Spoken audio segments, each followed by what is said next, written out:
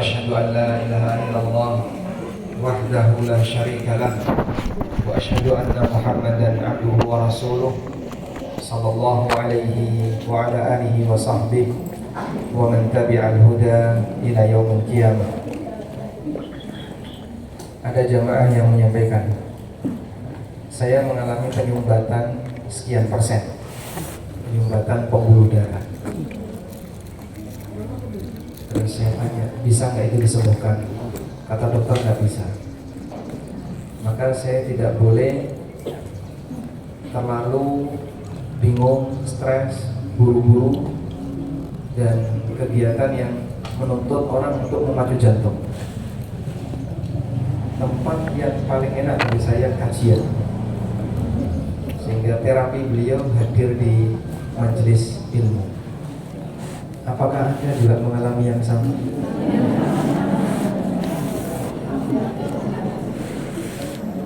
Penyumbatan rezeki, karena terjadi penyumbatan rezeki, terus hadir di kajian, di luar nganggur, terus kumpul di sini. Insya Allah di sini bukan orang pengangguran, bukan ya, bukan, tapi orang yang nganggur. Insya Allah semuanya adalah orang yang sibuk dan ingin belajar. Sekarang dibuka di halaman 26.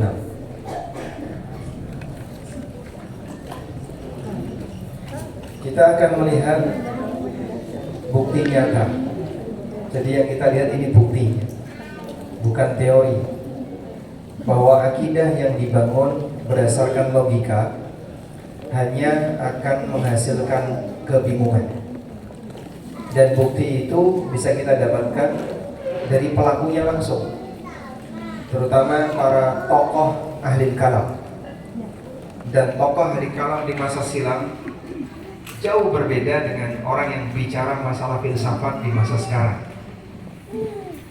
Kita akan lihat sendiri bagaimana pernyataan mereka, terutama saat mereka menjelang kematian. Kita baca terlebih dahulu. Bismillah, salatu wassalamu ala rasulillah. Kesembilan, akidah yang dibangun berdasarkan logika hanya akan menghasilkan kebingungan. Telah terbukti bahwa orang yang membangun akidah hanya berdasarkan logika, dirinya tidak semakin yakin, namun justru semakin bingung. Mereka mengakui bahwa apa yang selama ini mereka yakini hanya bersumber dari katanya-katanya, sehingga mereka sendiri hanya menebak-nebak. Allah berfirman menyebutkan keadaan yang dialami oleh mereka yang mendustakan akhirat karena alasan tidak sejalan dengan logika. Saat di hari kiamat, mereka diingatkan dengan jawaban mereka ketika ditanya soal kiamat. Wa idza qila inna wa'dallahi haqqun was-sa'atu la raiba fiha qultum ma nadri mas-sa'atu in nadhunnu illa dhanna wa ma nahnu bimustaqinin. Apabila dikatakan kepada kalian sesungguhnya janji Allah itu benar dan kejadian kiamat itu tidak diragukan, tapi kalian justru mengatakan kami tidak tahu apa itu kiamat, kami hanya menduga-duga dan kami tidak yakin. Quran Surat Al-Jathiyah ayat 32. Semacam inilah yang menjadi nasib para ahlul kalam. Tatkala mereka berada di puncak karir sebagai tokoh filsafat Islam, mereka justru mengalami kebingungan. Beberapa tokoh filsafat Islam yang merumuskan ideologi berdasarkan logikanya menyatakan penyesalan mereka di akhir perjalanan hidupnya. Berikut diantaranya. Baik, kita coba baca nanti ya. Jadi akidah yang meyakinkan, akidah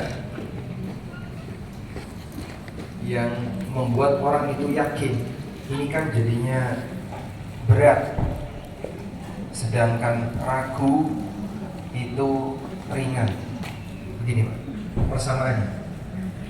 Orang yang punya keyakinan, maka dia akan berada di posisi hatinya kuat, mantap, sehingga sulit untuk berubah. Karena sulit untuk berubah, Anda ibaratkan seperti batu berat yang berada di bawah lautan. Walaupun ombak di atas itu terombang, balon ombak itu besar di atas, tapi karena batu ini berat, maka dia tidak goyang. Berbeda dengan orang yang ringan. Orang yang ringan dia tidak bisa tenggelam di dalam air, tapi dia berada di permukaan. Kan dia berada di permukaan, maka ketika ada ombak, terombang-ambing. Dan semakin tidak punya keyakinan, makin ringan. Semakin kuat keyakinannya, makin berat. Karena itulah ketika seseorang memiliki akidah yang lurus, akidah yang benar, didasari oleh keyakinan yang tinggi, dia seperti benda berat yang berada di dalam lautan. Sedangkan orang yang tidak punya keyakinan, nggak pernah belajar dengan baik, hanya katanya dan katanya, maka dia seperti sampah yang berada di permukaan. Karena itu Nabi SAW pernah memberikan perumpamaan tentang kondisi kaum muslimin di akhir zaman, bahwasanya kaum akan berebut kaum muslimin. Lalu para sahabat bertanya, amin qillatin bina ya Rasulullah, apakah karena jumlah kita yang sedikit ya Rasulullah? Kata Nabi SAW, la walakinnakum ghutha'un ka ghuthai as-sayl. Kalian itu jumlahnya banyak, tapi seperti buih yang berada di atas lautan. Buih yang berada di atas lautan, ombak bergerak kemanapun dia akan ikut. Bergerak ke pantai, dia ikut ke pantai. Balik lagi ke laut, dia ikut ke laut. Terus seperti itu. Demikianlah gambaran orang yang ringan. Karena itu Allah Subhanahu wa ta'ala menjelaskan tentang perbandingan orang yang yakin dan orang yang tidak yakin. Allah Subhanahu wa ta'ala berfirman,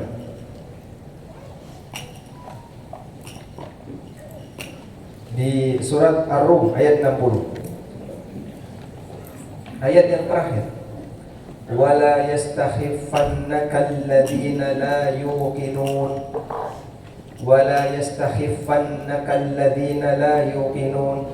Jangan sampai membuat dirimu jadi ringan, jadi takut orang-orang yang la yuqinun, yang tidak punya keyakinan. Sehingga ketakutan itu disebut dalam bahasa Arab istakhaffa, dari kata khafif. Khafif artinya apa? Ringan. Khafif artinya lawan dari thaqil. Qaulan thaqila, ucapan yang berat, berbobot. Khafif, ringan. Sehingga orang yang takut karena dia nggak punya yakin, dia manusia yang ringan. Allah Subhanahu wa ta'ala ngasih peringatan, wala yastakhifannaka alladhina la yuqinun, bahwa orang yang tidak yakin itu di posisi dia ringan. Jangan sampai menakut-nakuti dirimu orang yang tidak punya rasa yakin. Karena itulah dengan belajar akidah yang serius, belajar akidah yang lurus akan membuat orang jadi semakin yakin. Dan ketika dia yakin, dia tidak gampang berubah. Beda dengan orang yang ragu, dia gampang berubah. Gampang berubah itu sesuatu yang ringan, berpindah ke kanan, berpindah ke kiri, tergantung dari arus yang ada di masyarakat. Jadi selama ini kira-kira yang banyak diyakini oleh masyarakat, yang dulu pernah kita sebut akidah yang bersumber dari apa? Jarini. Ini gampang berubah ketika orang berpindah, disebabkan karena pengaruh budaya. Karena seperti ini tidak bisa menambah berat dari keyakinan seorang hamba. Nah, termasuk juga akidah yang dibangun karena prinsip logika, ternyata tidak bisa membuat seseorang menjadi semakin yakin. Di akhir hayatnya, pada saat mereka sudah berada di puncak karir sebagai tokoh filsafat, dalam arti sudah punya banyak pengikut, ternyata mereka justru menyesali akidah yang selama ini mereka bangun. Di sini kita akan lihat beberapa keterangan tokoh filsafat. Kita coba baca keterangannya. Yang pertama, keterangan Fakhruddin Ar-Razi. Abu Abdillah Muhammad bin Umar Fakhruddin Ar-Razi, tokoh yang berkenyangan dalam ilmu kalam atau filsafat, wafat tahun 606 Hijriah. Ar-Razi di akhir karyanya, yaitu kitab Aqsamul Ladat, menyatakan kondisinya. Ujung dari akal melebihi batas hanyalah belenggu. Puncak dari usaha para pemikir hanyalah kesesatan. Ruh kita kesepian di dalam jasad, dan yang kita dapatkan dari dunia ini hanyalah hina dan nestapa. Kami tidak mendapatkan manfaat dari usaha sepanjang hayat kami, selain kami hanya mengumpulkan katanya. Baik, kalau kita baca ya, nihayatu aqdamil uquli iqalu wa ghayatu sa'yil alamina dhalalu wa arwahuna fi wahsyatin min jusumina wa hasilu dunyana adan wa wabalu wa lam nastafid min bahthina tula umrina siwa an jama'na fihi kila wa qalu. Ini pernyataan yang disampaikan oleh Ar-Razi. Mau dikasih harokat? Tidak usah. Dia mengatakan nihayatu qadamil uquli iqal. Puncak dari menggunakan akal itu cuma belenggu. Iqal artinya ikatan, belenggu. Wa ghayatu sa'yil alamina dhalalu. Dan puncak dari upaya yang dilakukan untuk bekerja di alam ini hanyalah kesesatan. Ya, selama ini dia rasakan, aku nggak dapat apa-apa. Wa arwahuna fi wahsyatin, roh kami fi wahsyatin, dalam keterasingan, tidak merasakan kedekatan dengan Allah. Min jusumina, yang berada di jasad kami.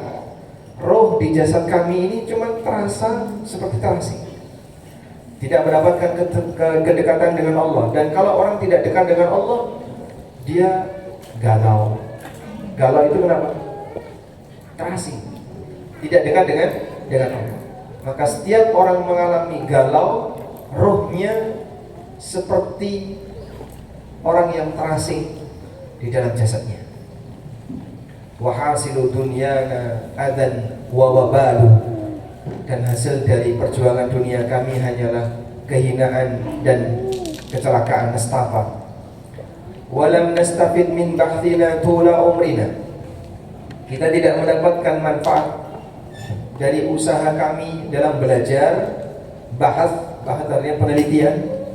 Tula umrina, sepanjang usia kami. Siwa an jama'na kila wa qalu, selain kami hanya kumpulkan katanya. Dan Ar-Razi ini kalau menyampaikan sesuatu, nanti kemudian dikritisi dengan pertanyaan dia sendiri. Menyampaikan sesuatu dikritisi dengan pertanyaan dia sendiri. Pertanyaan sendiri itu namanya syubhat. Tapi gak bisa memberikan jawaban tuntas. Maka sampai dikatakan oleh para ulama, Ar-Razi mendatangkan syubhat secara tunai, tapi memberikan jawaban secara kredit. Karena dia datangkan aneka syubhat, tapi dia sendiri gak bisa jawab. Dia datangkan syubhat secara tunai, tapi tidak bisa memberikan jawaban, tapi dia hanya bisa memberikan jawaban secara kredit. Sekarang kita lihat lanjutannya. Beliau juga menyebutkan testimoninya setelah bergelut dengan ilmu filsafat. Aku telah merenungkan jalur-jalur ilmu kalam dan aneka aliran filsafat. Aku tidak merasakan ilmu ini bisa mengobati orang yang sakit atau memuaskan orang yang kehausan. Syarah Al-Aqidah atau At-Tahariyah Ibnu Abil Izz. Ini pengakuannya, sudah merenungkan jalur-jalur ilmu filsafat, ilmu kalam, dan aneka aliran filsafat, di mana filsafat di masa belakangan meniru bagaimana metodologi filsafat di masa dulu, termasuk Ar-Razi. Tapi pengakuannya, ma ra'aitaha tushfi alilan wala turwi ghalila. Aku tidak merasakan ilmu ini bisa mengobati orang yang sakit atau memuaskan orang yang kehausan. Kita lanjutkan keterangan Asy-Syahrastani. Yang kedua, keterangan Asy-Syahrastani, Abdul Fath Muhammad bin Abdul Karim Asy-Syahrastani, wafat tahun 548 Hijriah. Salah satu tokoh filsafat Islam dan banyak membela pemikiran filsafat. Namun perjalanan ilmiahnya di bidang filsafat hanya menghasilkan kebingungan, hingga diungkapkan dalam salah satu pernyataannya, sungguh aku telah keliling ke semua ma'had dan aku telah menjelajahi semua batas-batasnya. Namun aku menjadi orang bingung yang bersulang dagu atau seperti hanya gigit jari dengan penuh penyesalan. Nawawi Al-Anwar As-Safari. Baik. La'umri laqad tuftul ma'ahida kullaha wa sayyartu tarfi baina tilkal ma'alim wa sayyarat tarfi baina tilkal ma'alim falam ara illa wadi'an kaffa ha'irin ala daqnin aw qari'an sinna nadimin. Ini pengakuan As-Sahrastani, juga tadi ya, tokoh filsafat, dan di akhir hayatnya dia bingung sendiri. Aku sudah keliling-keliling ke berbagai macam ma'had, ke tempat belajar ini, tempat belajar ini, tempat belajar ini, sampai paham betul bagaimana metodologi pemikiran-pemikirannya. Tapi aku hanya menjadi orang yang bingung bersulang dagu. Gimana Pak? Kafah hairin, bersulang dagu. Ala daqnin au qari'an sinna nadimin, atau seperti orang yang gigit jari. Artinya menunjukkan penyesalan. Sehingga ini bukti nyata bahwa mereka yang dulu membangun akidah berdasarkan filsafat ternyata tidak membuahkan keyakinan, dan itu menjelang wafat mereka stres sampai menyampaikan ungkapan-ungkapan seperti ini. Kita lanjutkan. Yang ketiga, penyesalan Abul Ma'ali Al-Juwaini. Abdul Malik bin Abdullah Abul Ma'ali Al-Juwaini wafat tahun 478 Hijriah, pernah tinggal di Mekah dan Madinah, mengajar di sana hingga digelari Imam Al-Haramain, termasuk tokoh dalam filsafat Islam. Beliau menyampaikan penyesalannya di akhir hayatnya. Wahai para muridku, jangan sibuk mendalami ilmu kalam atau filsafat. Andaikan dulu aku tahu bahwa ilmu kalam hanya akan mengantarkanku pada kondisi sekarang, aku tidak akan mendalaminya. Hingga menjelang wafatnya, beliau mengatakan, aku telah mengarungi lautan yang luas. Aku meninggalkan kaum muslimin dan ilmu mereka, namun aku justru masuk ke hal yang telah mereka larang.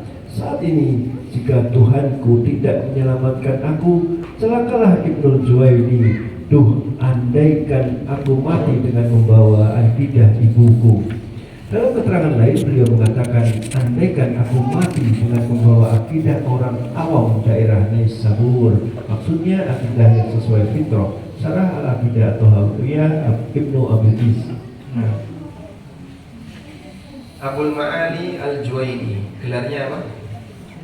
Imamul Haramain. Kalau Bapak mendengar Imamul Haramain, Abul Ma'ali Al-Juwaini, beliau salah satu tokoh dalam madhab Syafi'iyah, namun sangat menggeluti bidang filsafat, dan penyesalannya terjadi seperti yang tadi beliau sampaikan.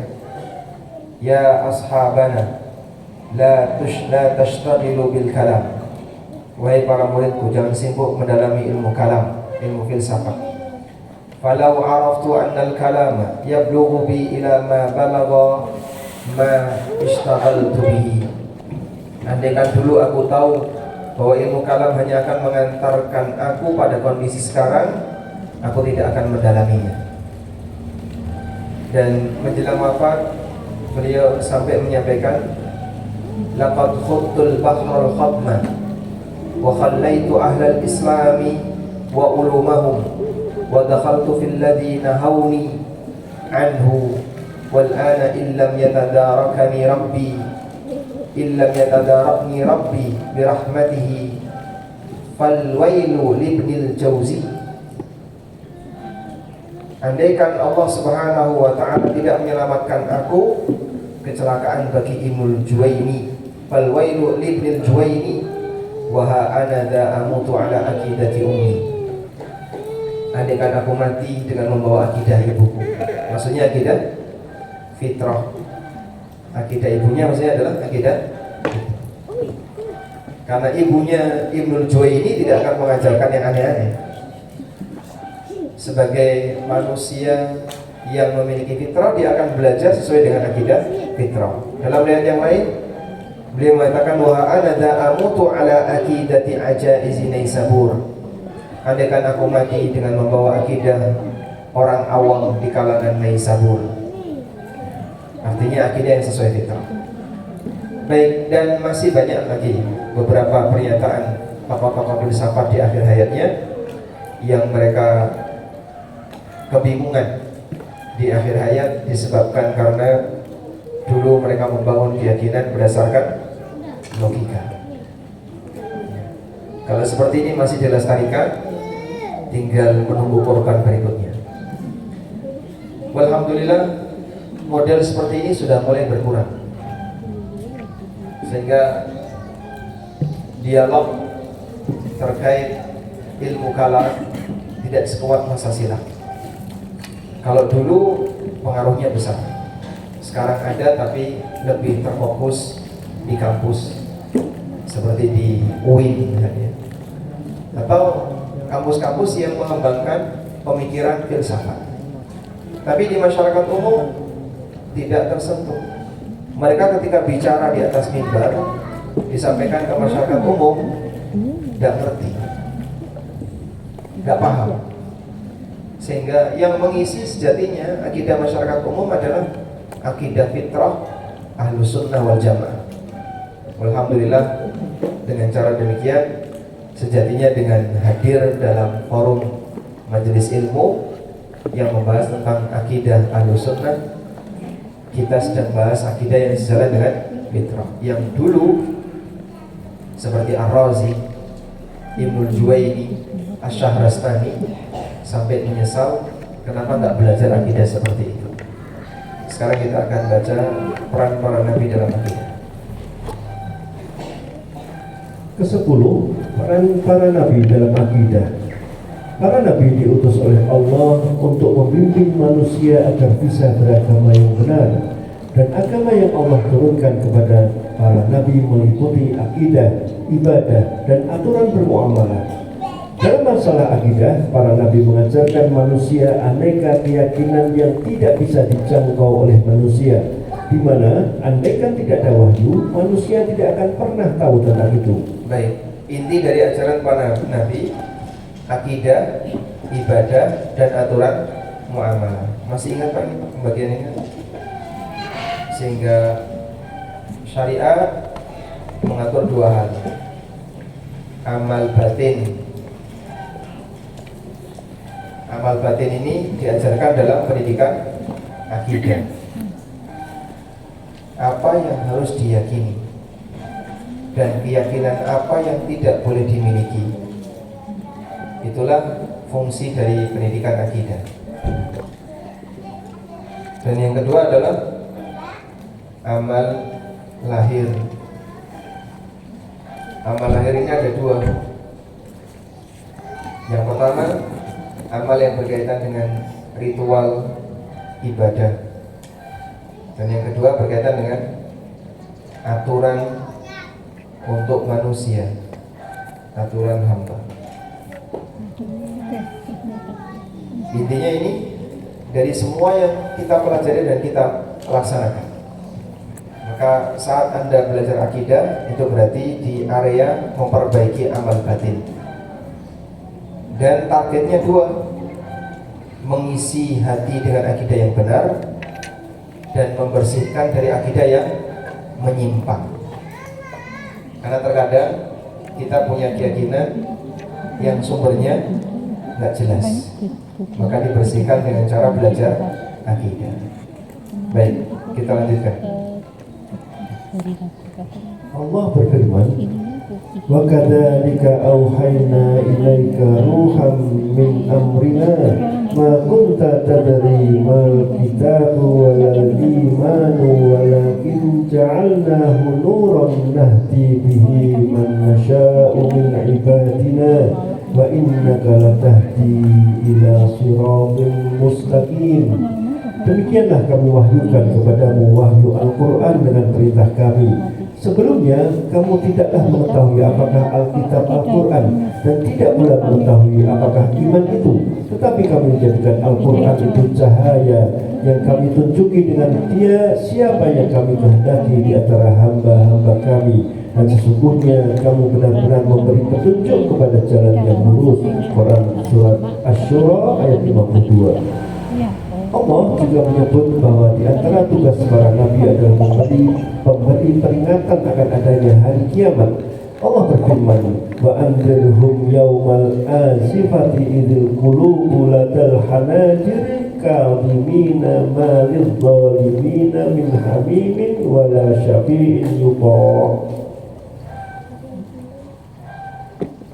Berilah mereka peringatan dengan hari yang dekat, yaitu hari kiamat, yaitu ketika hati menyesak sampai di kerongkongan dengan menahan kesedihan. Orang-orang yang zalim tidak mempunyai teman setia seorang pun dan tidak pula mempunyai seorang pemberi syafaat yang diterima syafaatnya. Quran Surat Al-Ghafir ayat 18. Allah juga berfirman, "Tsumma tatafakkaru ma bisahibikum min jinnatin in huwa illa nadhirun lakum baina yaday adzabin syadid." Kemudian kamu pikirkan tentang Muhammad, tidak ada penyakit gila sedikit pun pada kawanmu itu. Dia tidak lain hanyalah pemberi peringatan bagi kamu sebelum menghadapi azab yang keras. Quran Surat Saba ayat 46. Demikianlah perhatian Allah kepada hambanya. Allah tidak hanya memerintahkan hambanya untuk beriman, tapi dia juga mengajarkan apa yang harus diimani oleh hambanya melalui para rasul yang Allah utus.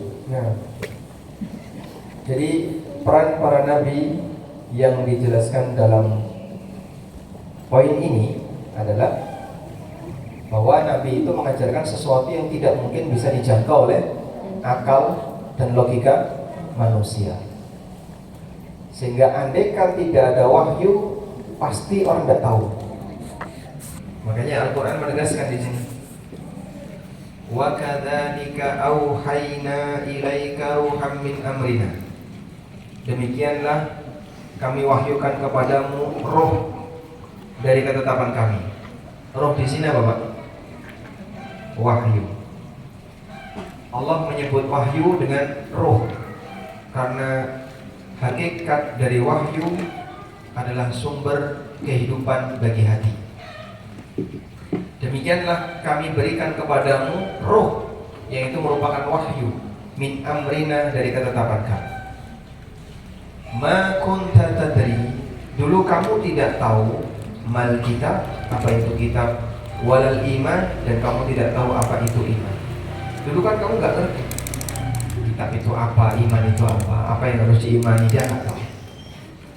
Jika Nabi Muhammad sallallahu alaihi wasallam tidak tahu iman itu apa dan apa saja yang harus diimani, apalagi manusia biasa. Sehingga manusia baru tahu iman setelah dapat wahyu. Tidak mungkin Allah mewahyukan kepada semuanya. Maka yang diberi wahyu hanya salah satu, lalu satu ini akan menyampaikan kepada yang lain. Sehingga Allah Subhanahu wa ta'ala jadikan salah satu itu sebagai seorang nabi. Lalu nanti sang nabi akan menyampaikan kepada umatnya. Walakin ja'alnahu nura, namun kami jadikan wahyu itu sebagai cahaya. Nahdi bihi man nasha'u min ibadina, kami berikan kepada siapa saja di antara hamba kami yang kami kehendaki untuk mendapatkan petunjuk dengan wahyu itu. Sehingga orang bisa mendapatkan petunjuk dari wahyu yang Allah berikan melalui hidayah yang Allah berikan kepadanya. Wa innaka latahdi ila siratin mustaqim, dan sungguhnya engkau akan memberi petunjuk ke jalan yang lurus. Berdasarkan ayat ini, maka hidayah ada dua. Satu, hidayah apa, Pak? Hidayah ada berapa? Dua. Yang pertama, hidayah bentuknya penjelasan dan bimbingan. Hidayatul irsyad wal bayan. Hidayah al-irsyad wal bayan. Hidayah bentuknya penjelasan dan bimbingan. Dan ini disampaikan oleh Nabi Sallallahu Alaihi Wasallam.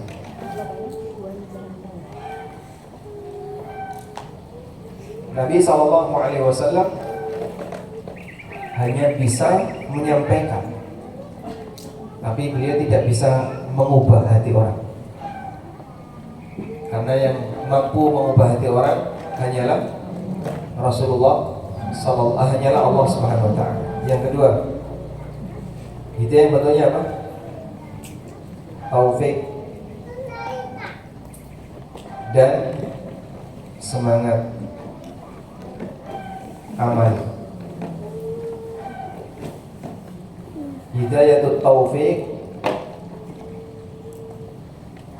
wal amal. Ini hanya mampu diberikan oleh Allah. Diberikan oleh Allah. Sehingga kalau sifatnya hanya menyampaikan, manusia bisa. Tapi kalau mengubah hati, manusia nggak bisa. Nah, yang ini bisa mengubah hati. Manusia nggak bisa mengubah hati orang, tapi manusia bisa menyampaikan kebenaran. Karena itu tugas para dai hanya menyampaikan.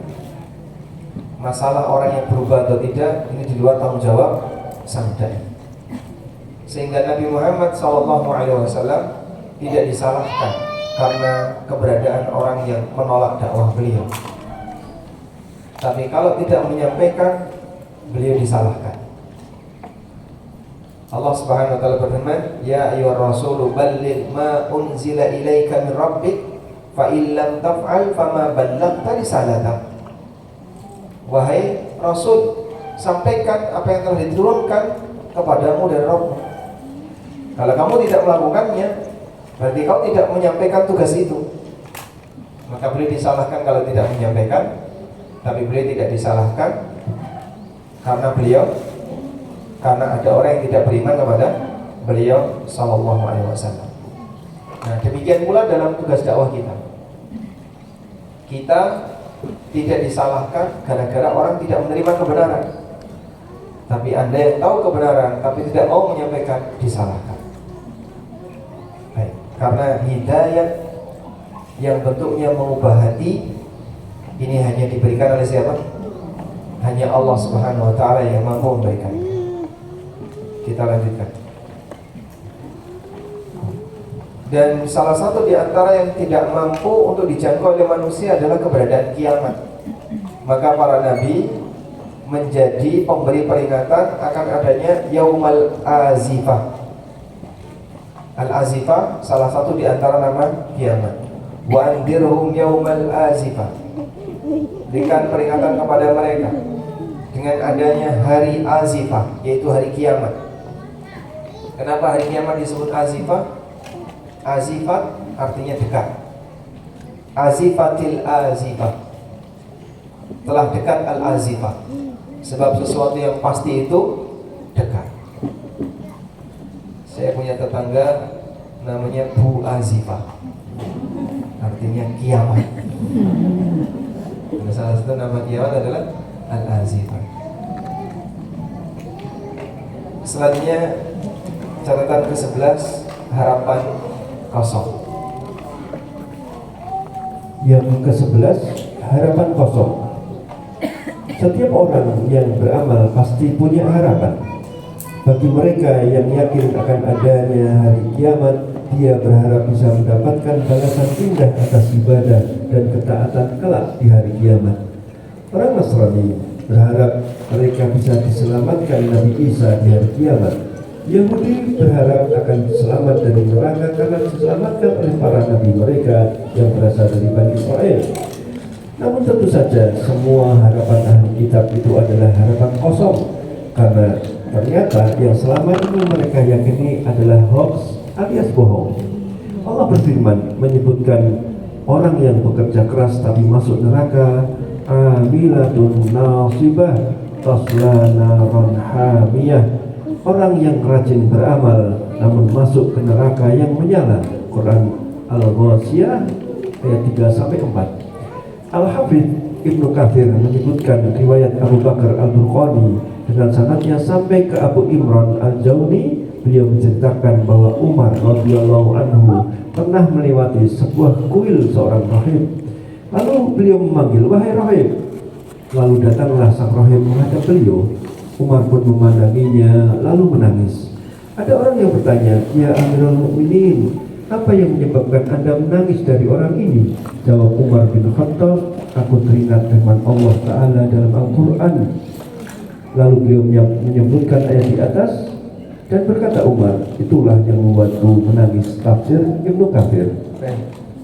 Amilatun nasibah, orang yang rajin beramal tapi tasla naran hamiyah, masuk neraka. Dan Umar menggambarkan orang seperti ini contohnya adalah pendeta-pendeta yang sibuk menghabiskan waktunya beribadah di dalam kuil tempat ibadahnya sampai nggak pernah keluar, tidak kawin atau tidak nikah, dan mereka meninggalkan aneka kenikmatan duniawi. Tasla naran hamiyah, tapi dia masuk neraka yang menyala. Saat Umar melihat seperti itu, beliau sampai nangis, teringat dengan ayat ini. Dzakartu qaulallahi azza wa jalla fi kitabih. Aku teringat dengan firman Allah Ta'ala dalam kitabnya. Amilatun nasibah tasla naran hamiyah. Ada orang yang rajin beramal tapi masuk neraka yang menyala. Fadzakal ladzi abkani, itulah yang membuatku menangis. Beliau menangis karena ada fenomena orang yang dia rajin beramal tapi tidak mendapatkan hasil. Kenapa? Salah keyakinan. Sehingga yang dia yakini selama ini ternyata zong, hoax. Maka saat dia meyakini sesuatu yang hoax alias bohong, gak ada yang bisa diharapkan saat dia menghadap Allah Subhanahu wa ta'ala. Selanjutnya kita lihat perumpamaan dalam Al-Quran. Allah membuat perumpamaan dalam Al-Quran bahwa harapan orang kafir di hari kiamat seperti orang kehausan yang mengejar fata morgana. Ketika mereka berusaha untuk mendapatkannya, ternyata harapan itu kosong alias zong. Lalu mereka mendapatkan balasan yang setimpal dari Allah. Allah berfirman, "Walladzina kafaru a'maluhum kasarabin biqi'atin yahsabuhu dham'anu ma'an hatta idza ja'ahu lam yajidhu syai'an wa wajadallaha 'indahu wa fawaffahu hisabahu wallahu sari'ul hisab." Orang-orang kafir, amal-amal mereka adalah laksana fata morgana di padang pasir yang disangka air oleh orang-orang yang dahaga. Tetapi bila didatanginya air itu, dia tidak mendapatinya sesuatu apapun, dan didapatinya ketetapan Allah di sisinya. Lalu Allah memberikan kepadanya perhitungan amal-amal itu dengan cukup, dan Allah adalah sangat cepat perhitungannya. Quran Surat An-Nur ayat 39. Anda bisa renungkan, saat orang kehausan melihat fata morgana di padang pasir, dia akan menambah tenaganya untuk mengejar fata morgana sehingga dia semakin capek dan kehausan. Namun ternyata mereka tidak mendapatkan seperti yang mereka harapkan. Seperti orang yang beribadah dengan cara yang salah, dia sudah lelah untuk berharap pahala, namun ternyata kosong hasilnya. Di ayat yang lain Allah membuat permisalan bahwa amal orang kafir itu seperti abu yang diterpa angin kencang di musim kering. Mereka sama sekali tidak bisa mendapatkan manfaatnya. Allah berfirman, "Matsalul ladzina kafaru bi rabbihim a'maluhum karomatin istaddat bihi ar-rihu fi yawmin asifin la yaqdiruna mimma kasabu ala syai'in dzalika huwa dhalalul ba'id. Orang-orang yang kafir kepada Tuhannya, amalan-amalan mereka adalah seperti abu yang ditiup angin dengan keras pada suatu hari yang berangin kencang. Mereka tidak dapat mengambil manfaat sedikit pun dari apa yang telah mereka usahakan di dunia. Yang demikian itu adalah kesesatan yang jauh. Quran surat Ibrahim ayat 18. Itulah harapan kosong yang dialami oleh orang kafir kelak di hari kiamat. Mereka tidak mendapatkan apapun dari usaha mereka. Sebaliknya mereka justru mendapat hukuman dari Allah. Baik, semoga ini tidak terjadi pada kita. Sehingga setiap yang beramal karena ada perjuangan yang ingin dia harapkan, dia memperjuangkan sesuatu yang ingin dia capai. Demikianlah kondisi normalnya. Sehingga ini capek di kanan, ini capek di kiri, ini capek di sini, capek di sini, sebab dia punya harapan. Pada posisi ketika dia punya harapan besar seperti itu, diperjuangkan, ternyata setelah diperjuangkan hasilnya kosong. Demikianlah kerugian yang sangat besar.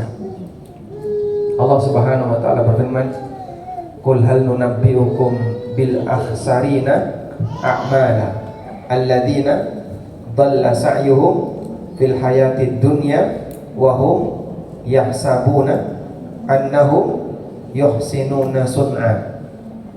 Sudahkah aku sampaikan kepada kalian orang yang paling rugi amalnya? Bagaimana bentuknya? Alladzina dhalla sa'yuhum fil hayatid dunya. Dia usahanya dhalla. Dhalla artinya tersesat.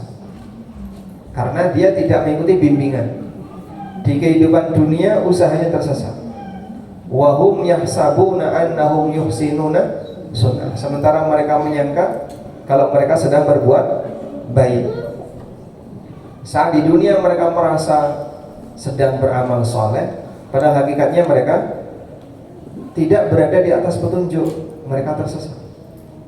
Jadi orang ibarat naik taksi, jalannya salah jalur, dia salah milih jalan, akhirnya makin jauh dan merasa benar.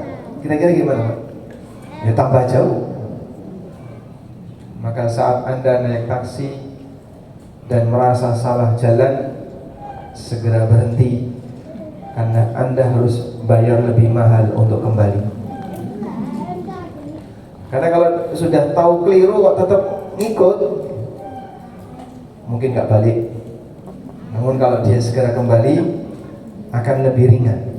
Demikianlah orang yang kalau sudah berada di area yang menyimpang, kok tetap keterusan, mungkin batinnya bicara, wong kayak ini kok diheloni, orang seperti ini kok diikuti. Terlalu banyak skandal dan kasus yang mereka alami. Kadang sengaja rawatan, dirawat, tidak tahu siapa yang rawat. Tapi seperti itu jadi viral. Orang seperti ini ada di permukaan dan banyak yang dengerin. Oh ternyata dia manusia rawatan. Yang rawati tidak tahu. Punya pengikut di sini, punya pengikut di sini. Nah, nurani sehat pasti akan mengatakan ini tidak benar. Tapi mungkin karena dia malu sama temannya, malu sama kelompoknya, akhirnya tetap bertahan dengan aneka keyakinan yang nggak benar yang ada di pada dirinya.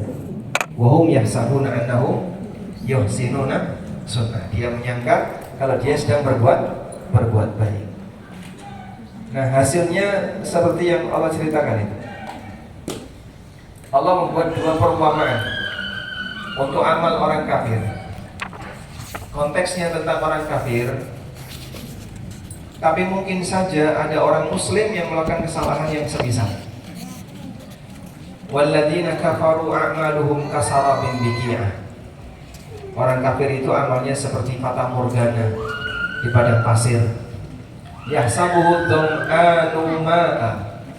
Orang yang kehausan menyangka kalau itu adalah air. Ada orang kehausan, lihat fata morgana di jarak yang jauh. Fata morgana itu kelihatan dalam jarak berapa? 5 kilo ada? 5 kilo? Nggak sampai 3 kilo? anggaplah 3 kilo. Dalam jarak sekian kilo dia melihat kayaknya ada air. Ayo kejar. Dia sudah kehausan, kelelahan, melihat seperti ada air. Akhirnya apa yang dia lakukan?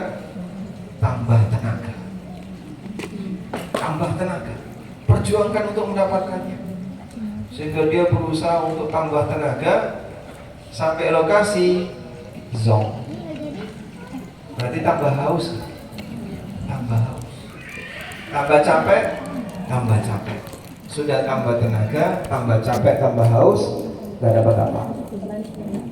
Orang yang beramal salah seperti itu. Ayo ini fadilahnya kan. Tambah tenaga, tambah yang dikeluarkan. Ternyata zong. Ada satu daerah di mana kuburan tertentu itu sangat dimuliakan. Dulunya tidak ada apa-apa. Awalnya cuma segelintir orang, kemudian dia bikin pengumuman akan ada peringatan di sini, tambah sampai bikin macet. Dan orang masya Allah sedekah makanan, sedekah apalagi, bahkan sampai sedekah bahan bakar. BBM itu gratis, mau ngambil silakan. Saking banyaknya orang yang dia ingin ikut terlibat, sehingga mungkin dia tambah tenaga, sampai yang yakin nggak bakalan tiba di lokasi itu tetap datang karena keyakinan. Yang penting pokoknya Anda datang, karena nanti kalau Anda datang walaupun belum sampai di lokasi, Pak, acara sudah selesai, sudah dapat syafaat. Karena keyakinan itu, jadi acaranya mungkin ya dari mulai duhur sampai asar. Acara puncaknya itu duhur sampai asar. Ya. Tapi yang datang itu subuh itu sudah macet. Subuh sudah macet. Yang penting pokoknya kamu mendekat saja. Sehingga dia dengan lokasi pas waktu duhur sampai asar itu masih puluhan kilo, nggak sampai lokasi. Begitu selesai asar balik arus, walaupun yang di jalan ini belum sampai. Karena keyakinan apa tadi? Yang penting pokoknya datang walaupun belum sampai akan dapat syafaat. Tambah tenaga. Wallahu a'lam apa hasilnya. Nah sekarang kita lihat contoh yang lain. Allah membuat perumpamaan. Mathalul ladzina kafaru bi rabbihim, perumpamaan orang kafir terkait bagaimana balasan Rabb mereka. A'maluhum karamadin ishtaddat bihir rih. Amalan mereka itu seperti ramad, abu, ishtaddat bihir rih, yang diterpa angin, fi yaumin asif, di cuaca asif. Asif badai, banyak angin kencang. Pada saat cuaca banyak badai, dalam kondisi abu ini kering diterpa angin, sisa berapa Pak? Hilang semua. Sehingga orang bawa abu kering tadi diterpa badai, ya hilang semua, di tangan nggak ada apa-apa. La yaqdiruna mimma kasabu ala syai'. Mereka tidak bisa mendapatkan manfaat dari apa yang mereka usahakan sama sekali. Ini gambaran orang yang amalnya salah. Sekarang kita lihat contoh di kalangan kaum muslimin. Nah, beramal dengan hadis palsu. Demikian pula kondisi orang yang beramal dengan berlandaskan hadis palsu. Dalam hadis palsu itu bisa jadi disebutkan aneka keutamaan yang besar, sehingga orang yang mengamalkannya memiliki harapan yang besar. Namun sayangnya karena itu hadis palsu, hasilnya kosong dan tidak ada apapun yang mereka dapatkan. Melihat fenomena ini, kita bisa mengambil pelajaran pentingnya belajar akidah yang benar, agar jangan sampai kita meyakini sesuatu yang hakikatnya tidak ada. Termasuk juga penting mendasari setiap amalan dengan landasan yang benar, hadis yang sahih dan valid, termasuk dalam masalah fadhail amal, agar perjuangan yang kita lakukan dalam beramal tidak menjadi harapan kosong. Bapak pernah nggak berjuang dengan menyayat badan? Nggak pernah ya? Gimana pandangan Anda tentang orang Syiah? Badannya dipukuli, pakai apa? Senjata tajam, kumpul jadi satu. Sekarang sudah tanggal 2 Muharram, berbagai macam atribut, puncak perayaannya tanggal 10 hari Asyura. Di sekitar wilayah Karbala, acara ubur rampe sudah mulai dicicil dari sekarang, satu demi satu acara. Nanti puncaknya malam tanggal 10. Mereka memukul badannya dengan senjata-senjata tajam, sampai bayi-bayi juga dilukai kepalanya. Sampai bayi dilukai kepalanya, kemudian anak-anak kecil dilukai kepalanya. Yang laki-laki dia memukul punggungnya sampai sobek lebar. Yang perempuan dia mukul-mukul kepalanya, menampar-nampar kepalanya. Tujuannya apa? Ini nanti makin luka makin dapat syafaat, mati masuk surga. Sehingga mereka rela untuk melukai badan dalam rangka memperingati kematian Husain bin Ali radhiyallahu anhu. Nah, itu contoh dia melakukan perjuangan besar untuk mengejar keutamaan yang mereka yakini itu keutamaan besar, padahal hasilnya zong. Dari mana kamu dapat itu? Ada juga yang misalnya dia membentur-benturkan kepalanya, atau dia berzikir sambil jingkrak-jingkrak, atau zikir sambil ngubet-ngubet, sehingga seperti yang dipraktekkan oleh orang yang ada di Turki ya, zikir mabuk Tuhan, lalu dia menari mabuk cinta, ditiru sama orang Indonesia nggak kuat Pak. Terus dia pusing oleng, ada videonya dia nabrak temennya, oleng dia tidak kuat, baru sebentar oleng. Tapi dia meyakini bahwasanya dengan cara seperti ini dia bisa menuju cara cepat menuju Tuhan. Keyakinan itu yang mendasari perbuatan. Akhirnya perbuatannya gak karu-karuan. Apa yang bisa mereka harapkan? Hasilnya zong. Itulah amalan yang berangkat dari keyakinan yang menyimpang. Mereka berusaha sekuat tenaga untuk melakukannya, sementara mereka tidak mendapatkan apapun. Yang hadis palsu juga sama ya, dan mungkin akan beredar sangat banyak di grup-grup WA tentang momentum amalan malam tanggal 1 Muharram. Kemarin saja saya dapat WA, amalan tanggal 1 Muharram dianjurkan ini, nanti akan dapat ini. Coba bagi yang meyakini gimana? Langsung melakukan dengan harapan mendapatkan seperti yang disebutkan. Begitu dilakukan zong. Tapi kan ini cuma fadilah amal, dalam masalah fadilah amal. Jadi nggak apa-apa kan mengamalkan hadis yang palsu dalam fadilah amal. Ya kono sakarmu kalau mau zong. Kalau kamu mau jadi korban hadis palsu, silahkan lakukan amalan sesuai dengan arah hadis palsu, tapi harapannya kosong. Sehingga di yaumil qiyamah dia berharap, ya Allah katanya ada ini. Kata siapa? Ini hadisnya, oh hadis palsu ya gitu, diikuti. Gimana? Makanya beramal dengan hadis palsu hanya dapat capek tapi nggak dapat hasil. Seperti mengejar fata morgana, tambah tenaga sampai di lokasi kosong, nggak ada apa. Alhamdulillah kita bersyukur kepada Allah, satu dengan adanya akidah yang lurus, jadi kita punya landasan keyakinan yang benar. Yang kedua, dengan semangat mengikuti sunnah Nabi SAW, kita berarti mengikuti makhluk yang ditunjuk oleh Allah untuk menyampaikan kebenaran darinya, dan tidak mungkin beliau berdusta, dan tidak mungkin janji Allah itu menipu.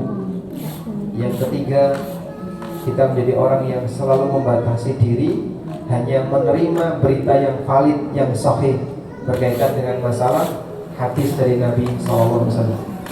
Karena kalau orang dia hanya membatasi dengan yang sahih dalam beraktivitas dan beramal, maka amalnya akan lebih selamat. Dapat 1, 2, 3 amal yang sahih lebih baik daripada mengamalkan puluhan tapi palsu semua.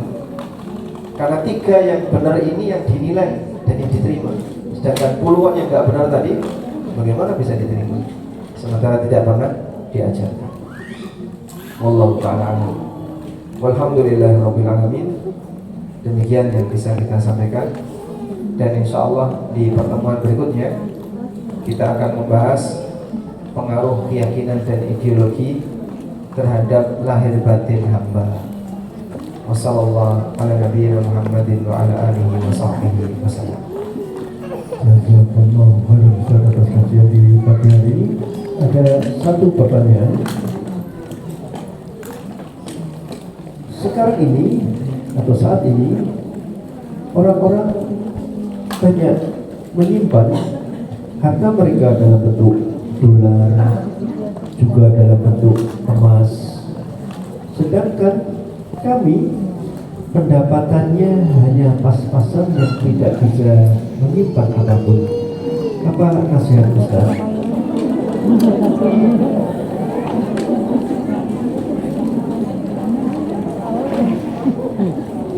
Nabi SAW pernah berpesan kepada sahabat Shaddad bin Aus radhiyallahu anhu, "Ya Shaddad, idza ra'aita an-nas yaknizuna adh-dhahaba wal-fiddah faqmis hadhihi al-kalimah." Wahai Shaddad, kalau kau melihat semua orang berlomba untuk menyimpan emas dan perak, menyimpan harta, konteksnya sekarang menyimpan dolar, menyimpan uang, menyimpan aneka harta, maka simpanlah beberapa kalimat berikut. Jadikan ini sebagai simpananmu. Dan simpanan ini diberikan oleh Nabi SAW kepada Shaddad sebagai pengganti agar tidak terlalu berharap dengan apa yang disimpan oleh orang lain. Simpanan ini adalah doa. Anda bisa hafalkan doa ini. Allahumma inni as'aluka, Allahumma inni as'aluka at-thabata fil amr wal azimata 'ala rusydi. Sudah apa? Allahumma inni as'aluka at-thabata fil amri wal azimata 'ala rusydi wa as'aluka